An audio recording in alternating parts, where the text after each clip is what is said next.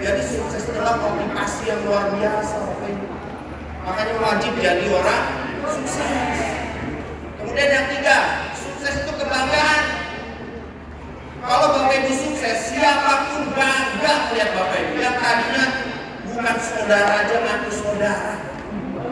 Dulu waktu saya jadi orang gagal, sudah hidup di bawah kaki Gunung Slamet, datang ke kota ke saudara saya yang kaya kan dianggap bangga.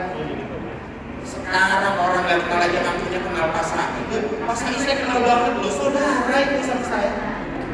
Padahal saya gak kenal sama sekali. Karena kalau kita jadi orang sukses, jadi pembicaraan banyak orang. Bahkan orang tua saya itu setiap kemana-mana pun bapak saya itu namanya Pak Suat. Orang miskin namanya pendek-pendek Pak Suat namanya. Dipanggilnya Kemis, akhirnya ada Kemis. Bapak Kemis. Jadi bapak saya itu cerita buat warga tetangga. Pak Suat itu hebat ya. Anaknya mobilnya banyak, semua anaknya punya mobil, rumahnya keren, anak-anaknya sukses. Bangga nggak orang tua kita? Ini waktu anak kita cerita, Pak Suat anaknya koruptor semua, gagal semua. Orang tua kita jadi nggak bangga, benar ya? Jadi kalau kita sukses itu jadi kebanggaan banyak orang. Dan saya sudah ngalamin, namanya sukses luar biasa. Ya? Kemudian yang selanjutnya, kenapa harus sukses? Karena sukses adalah kedermawanan. Orang yang sukses itu bisa membantu orang lain untuk sukses. Ya. Apalagi nenek-nenek Bapak Ibu, ada hukum satu bunyinya begini, sesama orang miskin tidak bisa saling tolong-menolong. Saya gimana saya menolong Bapak? Saya aja gak makan. Pak, tolong Pak, itu Pak Hendra datang ke saya. Pak, tolong Pak, saya belum makan seminggu. Saya bilang, saya aja 2 minggu belum makan ini. Gimana saya menolongin kamu? Jadi kalau Bapak Ibu jadi orang sukses, itu bisa menolong orang mengangkat harkat martabat derajat hidup.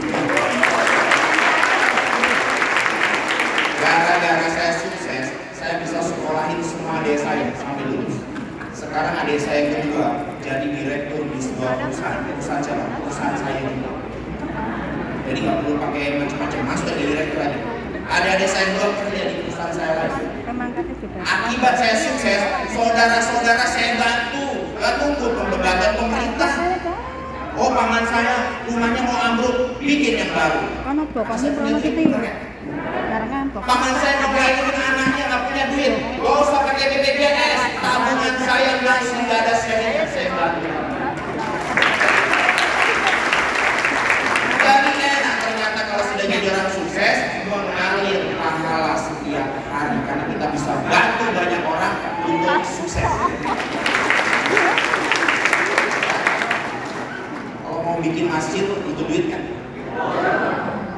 Beli semen emang nggak pakai duit, pakai duit. Bantu anak yatim pakai duit ya. Sekolah bikinin pondok pesantren. Jadi sekarang saya dibangun pondok pesantren buat yatim piatu. Masjidnya sudah beres Pak. Ini tinggal santri putri sini kami beres. Karena saya punya uang. Coba kalau kita orang miskin, bisa nggak kita bantu orang lain lagi? Gak bisa. Paling sedekahnya cuma senyum aja deh. Senyum adalah sedekah. Akhirnya senyum terus karena stres lama-lama. Ketemu jalan listrik senyum pahala lagi. Lama-lama masuk rumah sakit jiwa Pak dan begitu. Ya, makanya harus sukses biar bisa bantu orang. Ya. Kemudian yang selanjutnya, sukses adalah tujuan hidup Bapak. Jadi tidak ada satupun manusia di dunia ini diciptakan untuk gagal. Gak ada Bapak Ibu. Manusia diciptakan di dunia ini harus jadi orang sukses. Ada orang baru lahir dia bilang saya diciptakan jadi orang gagal. Kalau lahir tidak bisa memilih, ada di sini yang mau lahirnya milih. Saya jadi kakaknya Gibran aja deh. Jadi begitu mau lahir kita mau milih, bukan pilihannya nih. Mau lahir lagi dilihat lagi bapaknya, oh bukan ini orang kaya. Jadi begitu sudah keluar masuk lagi, karena mau milih. Lahir nggak bisa milih.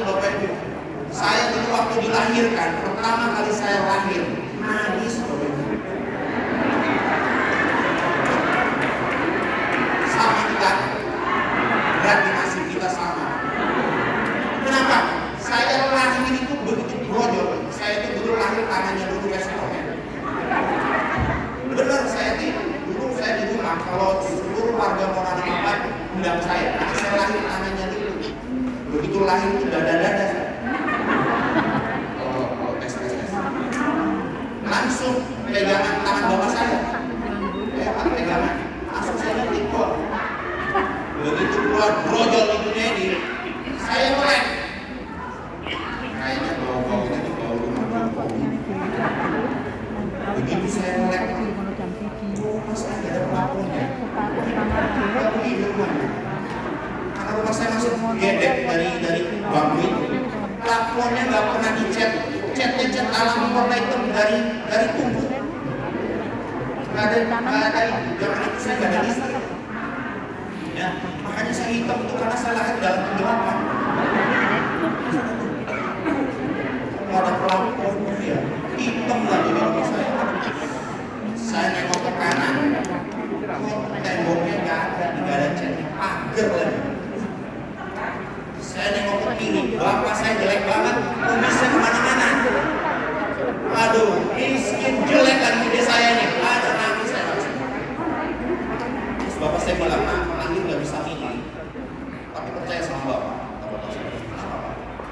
Kamu mati boleh milih dalam keadaan apapun. Mau kamu mati tetap miskin atau kaya, itu pilihan, bukan pilihan bapak. Makanya tidak ada anak lahir dengan dosa, anak lahir miskin itu nggak ada. Yang miskin orang tuanya, anaknya enggak. Tapi kalau anaknya berjuang kayak saya, bisa jadi orang kaya nggak? Biar dia akan kerja, kita kan kerja ini. Waktu saya kali itu printnya lebih parah lagi. Isu satu ini habis. Dulu, jangan dulu. Ya, begitu. Tapi kita kalau mati nanti milih mau tetap miskin atau kaya raya, itu urusan kita. Karena Tuhan tidak akan pernah berubah nasib suatu kaum sampai kaum itu yang mengupayakannya sendiri, Bapak Ibu. Ya, makanya jadikan sukses tujuan hidup, biar hidup kita semangat. Tapi kalau kita nggak punya tujuan, sukses hidupnya nggak akan semangat. Oke, paham? Jadi itulah alasan kenapa Bapak Ibu yang hari ini hadir ke sini harus menjadi orang sukses.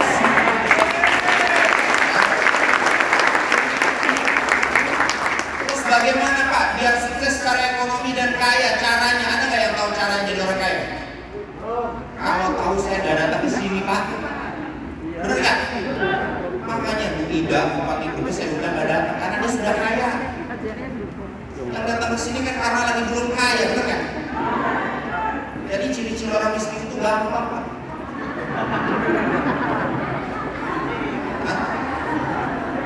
Orang miskin itu begini, kalau naiknya Fortuner, gajiannya 100 juta, tapi pengeluarannya 200 juta.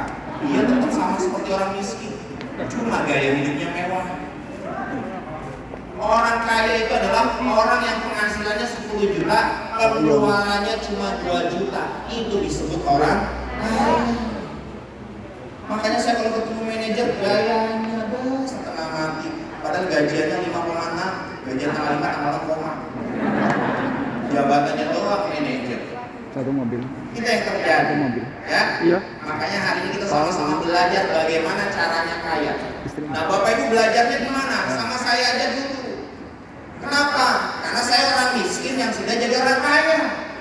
Gitu loh caranya. Karena nanti kalau Bapak Ibu tanya sama Ardi Bakti, tahu Ardi Bakti kan? Anaknya Abu Rizal Bakti. Tanya sama Ardi Bakti, Mbak, saya pengen tahu caranya kaya. Terus Ardi Bakti jawabnya apa? Lahir dari rahim orang kaya. Mau balik lagi loh ya. Kalau gitu saya balik lagi loh. Yang 2,5 kilo aja susah masuk keluarnya, apalagi yang sudah 60 kilo masuknya gimana lagi? Terus tanya lagi sama Nia Ramadhani, istrinya Ardi Bakri. Mbak Nia, gimana caranya jadi orang kaya? Jawaban Mbak Nia, menikah dengan anaknya orang kaya. Bapak Ibu mau nikah lagi? Terus kalaupun ada anaknya orang kaya, kok mau sama kita? Saya waktu miskin nyari anaknya orang kaya, sayanya jatuh cinta, dianya gak jatuh cinta sama sekali. Ngapain anak orang miskin? Karena bisa anak orang miskin nikah sama orang kaya cuma di Indosiar sama RCTI, di sinetron sama film azab. Itu juga kalau udah nikah kena azab langsung. Gak ada orang miskin nikah sama orang kaya, itu gak ada. Saya dulu waktu masih jadi aktivis di partai politik, saya kondangan ke tempatnya Pak Indra. Pak Indra itu mantan Bupati Brebes.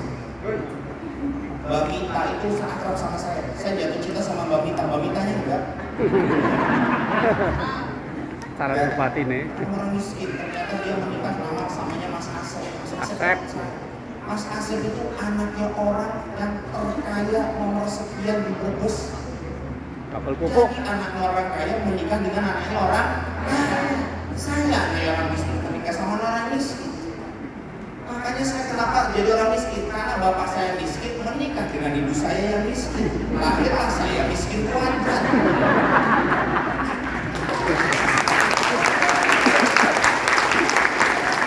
Maka kemudian saya berjanji saya akan jadi orang kaya. Dan alhamdulillah kali ini Bapak Ibu setelah hidup saya berubah menjadi orang kaya. Gak mungkin anak saya menikah sama orang miskin. Anak saya mana sekarang pakai mobil Honda Jazz. Kalau ada yang pengen dideketin sama dia, dia harus pakai Honda Jazz lagi dong, benar nggak? Itulah, jadi nanti kalau kita pengen anaknya menikah sama orang kaya, kitanya harus jadi orang kaya. Jangan kayak sinetron. Oke, paham? Kita putus rantai kemiskinan kita dari kita saja hari ini. Ya? Rumus kaya Bapak Ibu. Ini saya kasih tahu rumus kaya. Kalau pengen kaya, kira-kira nih, kalau pengen kaya kira-kira aja dulu. Sebelum nanti saya kasih tahu rumus ini. Kira-kira harus ngapain kalau pengen kaya? Hah? Kalau syarat kaya kerja keras, yang paling kaya tukang bangunan. Pasar nih kerjanya cuma ngomong kaya. Wah, itu kan. Kalau kerja cerdas bikin kaya, yang kaya itu dosen Bapak Ibu. Guru-guru itu kaya semua. Kenapa? Dia lebih cerdas daripada muridnya. Kenapa kok guru nggak kaya? Padahal udah cerdas dia. Semangat Bapak Ibu, semangat nggak? Udah kaya belum? Semangat udah kaya. Ini apa namanya bahasa ini? Saya dulu artinya kaya itu kerja keras. Saya bangun pagi, pulang malam, bangun pagi, pulang malam. Aduh, ternyata nggak kaya-kaya. Tapi begitu sudah 1 bulan, kapal saya banyak, tapi nggak ada STNK. Kapal di tangan. Jadi kerja keras itu bukan syarat menjadi kaya. Kalau pengen kaya, yang pertama syaratnya adalah harus ngerti di mana tempat kita bekerja bisa menghasilkan uang yang banyak. Kaya sama dengan dikali kerja keras. Karena kalau kerja keras nggak bisa dilipat gandakan. Bapak Ibu, sekarang kita bicara kerja keras. Ada nggak di sini yang bisa kerja 24 jam nggak berhenti selama seminggu aja? Nggak tidur, pokoknya kerja terus ngaduk terus selama seminggu. Ada nggak yang bisa begitu? Ada nggak yang bisa biasa ngangkat semen 1 jadi 10 sak langsung diangkat sendiri? Bisa? Bisa ketinggian. Jadi kerja keras itu tidak bisa dilipat gandakan. Kenapa? Tubuh manusia terbatas kemampuannya. Jadi kalau Bapak Ibu mau kerja 24 jam nggak bisa. Mau kerja lebih keras dari hari ini nggak bisa karena mentok badannya. Apalagi yang cuma makannya sarimi sama indomie tambah nasi. Nggak bisa membuat kerja keras kita lebih. Artinya kerja keras itu nggak bisa bikin kaya walaupun keras sekali. Maka yang harus ditingkatkan adalah B-nya. B itu apa? Kemampuan diri kita, peluang terhadap diri kita. Nah, untuk bisa naik B-nya ada caranya. Kalau gitu bisa naik berlipat-lipat. Tapi kerja keras terbatas. Ya? Bagaimana cara naikin B-nya, Pak? Bagaimana menaikkan B agar kaya? Yang pertama, kalau Bapak Ibu pengen kaya, berkumpullah dengan orang-orang sukses. Ini sudah terjadi nih hari ini. Karena kalau Bapak Ibu berkumpul dengan orang-orang sukses, lama-lama ke bawah sukses.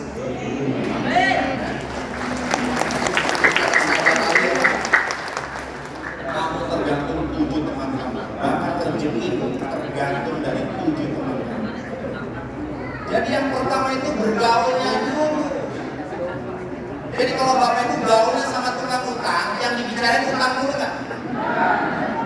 Ini kredit panci gimana? Piring kredit, sendok kredit, panci kredit, nasinya juga kredit.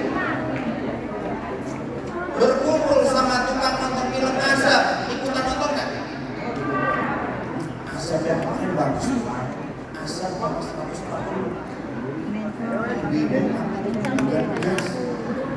Apa itu jenis azabnya? Kalau ngomong sama suami gas, akhirnya mati kebetulan gas. Ada yang suka gas sama suami? Itu ada film azab yang 140 itu. Ya, karena saya juga suka nonton film azab kalau nggak ada kerjaan. Makanya saya hafal berbagai macam jenis azab. Ya, jadi kumpul dulu dengan orang-orang sukses. Kalau sudah gabung divisi, mainnya nongkrongnya kumpulnya sama orang divisi biar ketularan sukses. Sudah gabung divisi nongkrongnya sama tukang main gaple, dipikirnya cuma bulat semua. Sudah gabung divisi kumpulnya sama orang jualan cilok, besok bulat-bulatnya ganti cilok ditusuk. Karena apa? Teman-teman kita mempengaruhi kita, ya. Kemudian yang kedua, biar gimana binya naik, membaca buku. Ada yang suka membaca buku kan? Baca buku. Kalau nggak suka baca buku, apa yang kedua? Mendengarkan audio. Jadi kalau ada video-video motivasi, dilihat, didengerin, biar naik nih percaya diri kita. Kemudian melihat video-video orang sukses. Karena kalau Bapak Ibu sering melihat video orang sukses, sering melihat langsung apalagi live begini, lama-lama kepikiran pengen jadi orang sukses kan? Itu tiap hari, jangan nonton sinetron dulu, lama-lama jadi bawang merah semua. Bawang putih bawang merah kalau film sinetron ini sudah pernah habis, ingat saya nggak akan habis. Ya, jadi gara-gara sering nonton sinetron, lama-lama kita jadi orang cengeng. Makanya dengarkanlah video-video motivasi penting di tiap hari. Ya. Kemudian selanjutnya mengikuti training. Jadi kalau pengen sukses itu kalau ada training datang. Kalau ada OPP datang. Walaupun nggak bawa calon member datang aja ke situ. Dia pulang, datang dengerin. Walaupun pertama nggak mudah, karena orang Indonesia kadang-kadang 500 kali OPP baru paham satu anak-anak dulu. Maka dia harus sering-sering dengerin. Oh iya. Oh begitu. Lauknya enak. Pada yang trek mudah. Oh iya ini saya paham sekarang ini. Saya paham ya. Hari kenapa nggak paham? Ayam geprek terus perut saya panas. Pulang-pulang mencret-cret. Ya, makanya kalau ada training, undang membernya untuk datang ke training supaya paham membernya. Jadi kalau orang berilmu akan dinaikkan derajatnya. Jadi kalau orang berilmu itu kerjanya nggak kerja keras banget. Saya itu kerjanya cuma hari Minggu, Bapak Ibu seperti ini. Paling lama 4 jam saya ceramah begini. Tapi penghasilan saya ratusan juta, Bapak Ibu sekalian. Kenapa? Karena kita berilmu, ngerti, paham cari duit di mana, paham bekerja keras di mana, paham bekerja keras di mana. Karena ilmunya banyak. Jadi kalau ilmu kita tinggi itu pasti derajat kita naik. Itu sudah ada nasnya. 1.500 tahun yang lalu Tuhan kita sudah kasih nas ke Nabi. Tuhan akan naikkan derajat orang-orang yang berilmu. Jadi kalau orang berilmu itu kerjanya nggak terlalu keras. Bapak Ibu, tangan saya itu nggak ada kapal ini, langsung kapal ini. Kerja saya cuma pegang ini aja, next, itu aja. Nyanyi, joget-joget. 4 jam paling lama, tapi masalahnya bisa ratusan juta. Itulah, maka kita harus sering belajar tuh begitu. Sudah masuk MLM, dipikirnya join 625 besok dapat mobil. Gak ada. Ya, pengen dapat warisan aja harus dipungut dulu, mau warisan. Kerja keras kita di sini. Ini mau dapat mobil, OPP gak datang, training gak datang. Emang kita ngepet aja harus keliling-keliling, bener kan? Ini yang paling penting itu, mau training. Jadi nanti kalau ada training lagi datang. Ada Ada leadernya bilang, Pak besok konsolidasi ya. Datang. Gak usah alasan ini itu. Pak, ini saya sedih. Ada yang alasan, Pak, kucing saya mati. Baru aja dari mati. Besoknya nggak datang lagi. Hujan, Pak. Besoknya nggak datang lagi. Panas, Pak, nanti nggak boleh lagi. Kok nggak datang lagi? Tikusnya meninggal, Pak.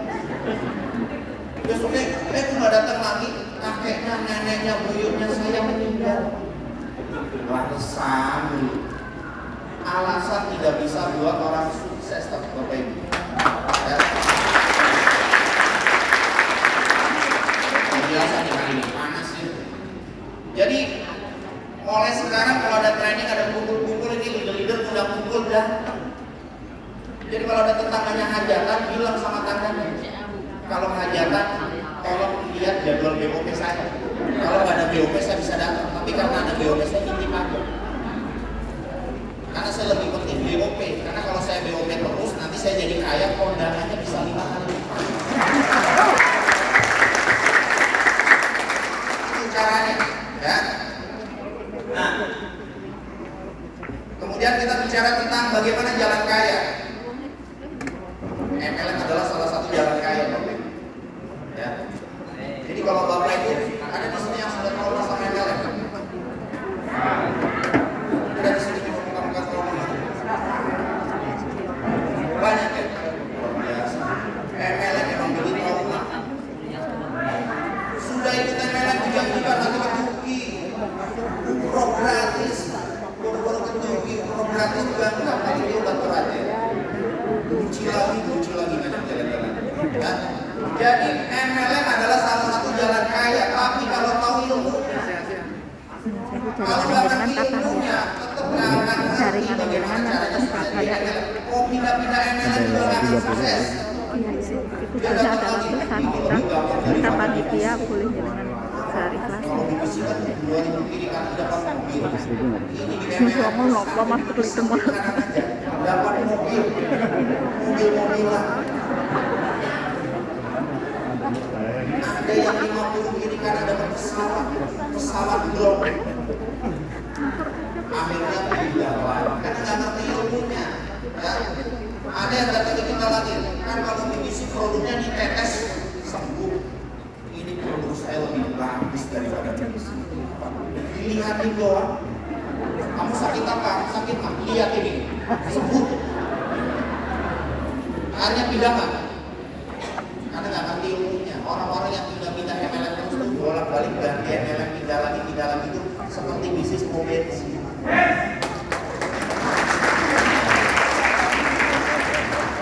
Dimulai dari nol ya Pak.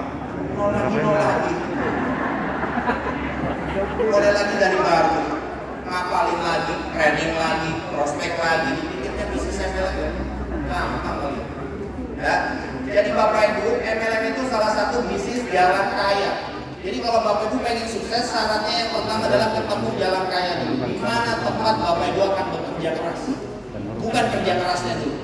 Jadi contoh, Bapak Ibu kerja di suatu tempat, maksimal penghasilannya sebulan 5 juta. Berarti kalau Bapak Ibu kerja keras di situ, bisa nggak penghasilannya 50 juta? Nggak bisa. Jadi kalau pengen penghasilannya 50 juta, carilah tempat di mana kalau kita bekerja minimal bisa memberikan income 100 juta, pasti 50 juta. Salah satunya di multi level marketing. Saya dulu waktu pengen kaya, saya cari jalan kaya kemana-mana. Saya ke Jakarta nyari jalan kaya, ketemunya jalan Sudirman, jalan Tamrin, jalan Gatot Subroto. Jalan kaya di mana? Nggak ada di sini. Akhirnya saya balik lagi. Mana jalan kaya ya? Cara cari jalan kaya gampang, ketemu orang yang sudah kaya di sini. Jadi kalau kita kerjakan sesuatu, ternyata pada saat mengerjakan kok ada yang kaya di situ. Berarti memungkinkan kita juga sama bisa kaya seperti mereka yang mengerjakan. MLM contohnya ada di mana? Di BC. Tadi yang maju ke panggung, bukan ini ya? Nomor Bu Jamilah. Beda nih. Jamilah. Yang shawlnya biru-biru itu dulunya miskin semua. Mas Bagus dikejar-kejar debt collector, Pak Sus dikejar-kejar debt collector, Pak Wakti bahkan debt collector dikejar-kejar debt collector, Pak Agus Ruslan itu kepala debt collector dikejar-kejar debt collector juga. Aris gak dikejar-kejar debt collector, dikejar-kejar calon mertua yang gagal karena gak punya duit 2 kali juga. Jadi bermasalah semua yang di depan itu tadi ngomong bicara banyak lebar. Sekarang sudah tidak bermasalah. Artinya mereka ini jadi bukti bahwa kalau saya kerjain di sini bisa seperti Mas Ari, bisa seperti Bapak, bisa seperti Bu Haji Jamila, bisa seperti Mas Bagus, bisa seperti Pak Buswa, bisa. Karena sudah dibuktikan. Bapak Ibu percaya nggak adanya surga sama neraka? Apa ada orang mati balik lagi bilang ada surga? Nggak ada, kok percaya. Yang gaib aja percaya, apalagi yang nyata. Ini ada bentuknya Bapak Ibu. Ini nyata ada bentuknya, orang-orang yang sudah meraih keberhasilan di diri. Pak Sus Budiono itu dikejar-kejar debt collector. Sekarang penghasilannya sama istrinya sudah 1 miliar lebih. Lagi nyari Bu Jamila. Gak sampai 1 tahun Bapak Ibu. Ini sudah. 10 bulan barang bisnis 1 miliar lebih. Coba kalau bisnis konvensional mau penghasilan 1 miliar, berapa tahun kita harus kerjakan itu bisnis? Makanya BBC adalah salah satu MLM yang bisa menjadi wadah jalan kekayaan kita.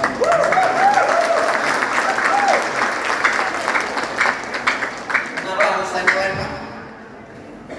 Jadi kenapa harus pilihnya MLM? Pertama, karena kita ini kan juga punya modal rata-rata modal kita terbatas. Jadi karena kita memilih MLM supaya apa? Kita cari bisnis yang modalnya kecil, tapi potensi hasilnya besar. Coba kalau pengen punya penghasilan 1 miliar, kalau konvensional minimal harus punya uang berapa miliar modalnya? 1 triliun. Kita kira-kira punya uang 1 triliun nggak? Nggak punya, belum deh. Nah, kenapa harus MLM? Karena MLM modalnya kecil. Di BBC modalnya berapa paling kecil? 625. Sebentar lagi saya mau bikin pendaftaran 125.000. Jadi 125.000 kalau diberikan kuota nggak bisa punya penghasilan, tapi kalau dimasukkan ke BBC bisa beli Fortuner. Jadi kenapa harus MLM? Modalnya kecil, sangat kecil, resikonya nggak ada. Resiko dia MLM cuma 1, ditolak calon mertua, udah itu aja. Ditanya, Ras ini ditanya sama calon mertuanya, Ras kamu kerjanya apa? Leader MLM, gak usah lagi. Tapi begitu ditanya kamu kerjanya apa? PNS. Langsung diterima gak itu calon? Besok aja ditanya. Tapi kalau sudah di MLM, mobilnya Fortuner, tanya sama calon mertua, kerjanya apa? Saya gak kerja. Tapi penghasilan saya ini, saya mau beli mobil saya.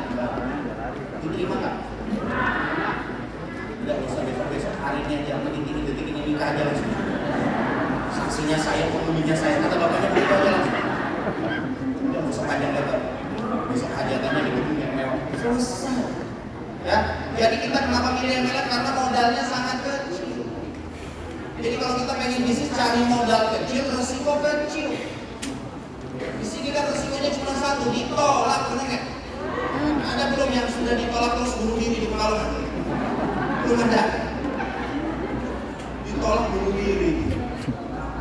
Ya, pengen tahu nggak caranya biar nggak ditolak? Ini 100% Bapak Ibu kalau praktekin nggak akan ditolak. Mau tahu nggak caranya? Jangan pernah undang orang ke acara, nggak bakalan ditolak. Siapa yang menolak nggak pernah undang. Datang sendiri sampai 2 tahun ke depan ditanya, kamu perasaan nggak pernah ditolak? Saya nggak pernah ditolak karena nggak pernah undang saya. Yang undang pasti ditolak, tapi ditolak lagi, ada yang mau, ditolak lagi, ada yang mau, ditolak lagi, lama-lama komunikasi.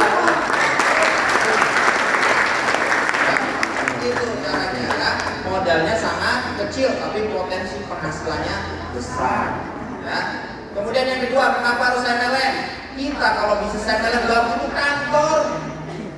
Kalau jualan pulsa, jualan HP butuh koper nggak? Jualan nasi nugono butuh gerobak nggak? Di BBC, di MLM, Bapak Ibu kalau mau bisnis nggak butuh kantor, nggak butuh karyawan. Bisnisnya otomatis jalan, nggak butuh gudang Bapak Ibu. Ini Bapak Ibu omsetnya Pasus itu sudah miliaran. Kalau bisnis konvensional gudangnya segede apa, miliaran omsetnya. Pasus nggak punya gudang, nggak punya karyawan lagi. Jadi bapak-bapak nggak usah khawatir, makin kaya Pasus nggak punya sekretaris pribadi. Kalau bisnis MLM makin kaya, sekretaris pribadinya makin banyak. Istri makin gak tenang di rumah. Kalau MLM nggak butuh sekretaris pribadi, kecuali yang nyari sendiri. Ya, nggak butuh budak, nggak butuh karyawan. Masuk, jalankan, bonus otomatis transfer, bayar penggoda. Yang urusin siapa? Perusahaan. Jadi kita rekod kayak ini. Tapi potensinya sama seperti punya Alfamart. Itulah bedanya MLM sama konvensional. Kemudian selanjutnya, dengan masuk MLM, Bapak Ibu bisa melipat gandakan pekerjaan. Jadi kalau yang punya pabrik sama yang kerja di pabrik, lebih kaya yang punya pabrik atau yang kerja di pabrik? Yang kerja di pabrik berangkat jam 7 pulang jam 3. Yang punya pabrik berangkat jam 9 pulang jam 10. Kenapa dia lebih kaya daripada yang kerja di pabrik? Karena dia mempekerjakan banyak orang di pabrik itu, sama aja dia bekerja ratusan jam tiap hari. Jadi kalau di MLM, Bapak Ibu melipat gandakan jumlah orang sama dengan